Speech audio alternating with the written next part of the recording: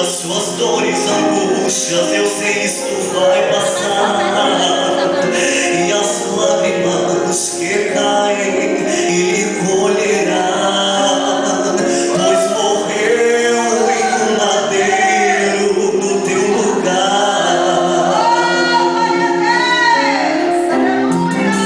E olha,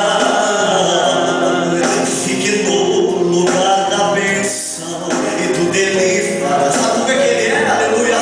Ele é o último, primeiro no teu lugar. Se tu choras, Ele chora e te consola. Declare pra tua vida assim, ó. Se você muitas vezes já pensou até em desistir, não murmures, pois a bênção há de vir. Sabe por que, meu querido? Esta noite está passando e um novo amanhecer vai surgir.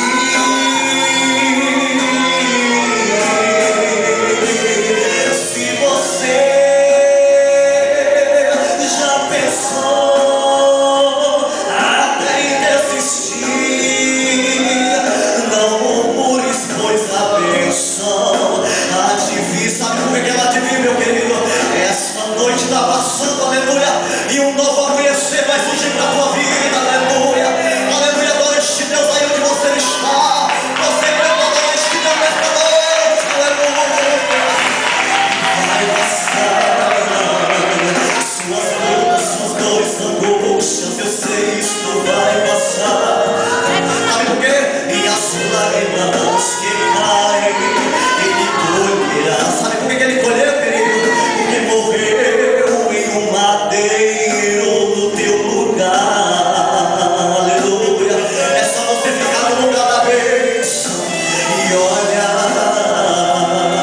fique no lugar da bênção e tu deliverá. Sabe por quê, meu querido? Ele é o último, primeiro no teu lugar. E se tu choras, Ele chora e te consola. E se você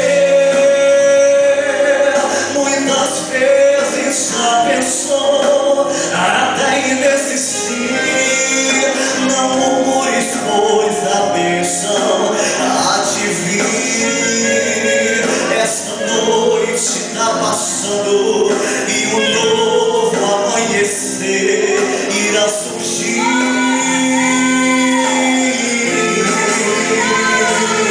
E se você